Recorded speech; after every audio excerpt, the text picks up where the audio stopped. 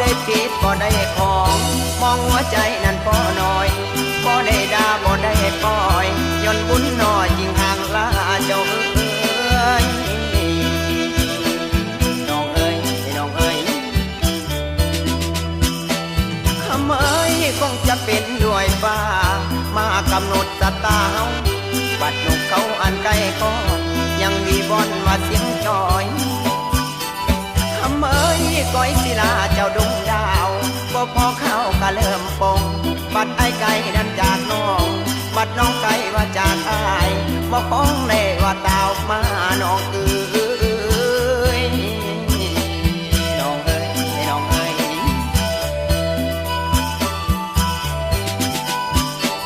คำเอ้ยไอ้ได้นิ่งเมืองท้องฟ้า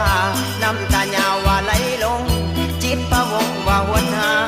บาดว่ามาอยู่ถึงที่แพงเอ้ยสบายดีอยู่บ่ล่ะสาวมินิอันโซตาผู้เคยจ้าว่าน้อมเหนียวแคลิฟอร์เนียเคยบอกเกี่ยวขันเกี่ยวห้องว่าแฟนน้องเอ้ยน้องเอ้ยน้องเอ้ยคำเอ้ยความมักตามป่าฟ้าคนทวีปยังลำพึงเลขหนึ่งในหัวใจเป้าปีใต้นั่นคือน้องนางเอ้ยบอกขอปองบอกขอมันบอกขอปันบอกขอแบ่งมักน้องแห่งในศาสตร์นี้ชีวิตสิ้นอายบ่ลืมน้องแล้วน้องแล้วน้องแล้ว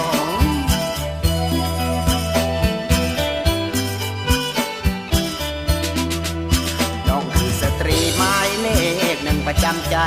แม้นจะอยู่ห่างไกลนานเท่าใดใจบ่เปลี่ยนแปลงถ้ามีคนเว้าเจ้าอย่าเสือเด้อคำเพลงอายยิ่งมักงงแงงบ่เปลี่ยนแปลงเลยสัญญา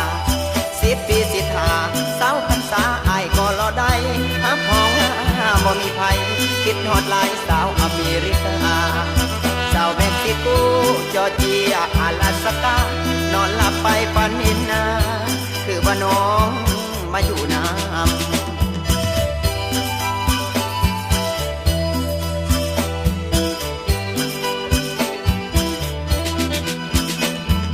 โอ้ยน้อง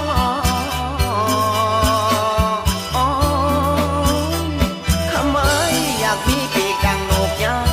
อยากมีหางดังนกกีไอสิบินตั้งแต่ปุ่นบินแต่ปุ่นจนหอดที่มานอนลวงห่วงผ่านนางเบิ่งดีน้องเอ้ยน้องเอ้ย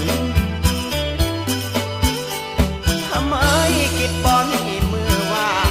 บ่ว่านั่งอันลือยืนนอนกลางคืนยังฝันเห็นแต่กลางเว้นกะวนขอแพงเอ้ยอายนี่น้อพออยากยอมเป็นดินมาว่าตอบแทนคิดฮอดสาวอยู่ต่างแดนมักผู้สาวอันต่างแดนกินก็กินนั่นบ่ได้นอนก็นอน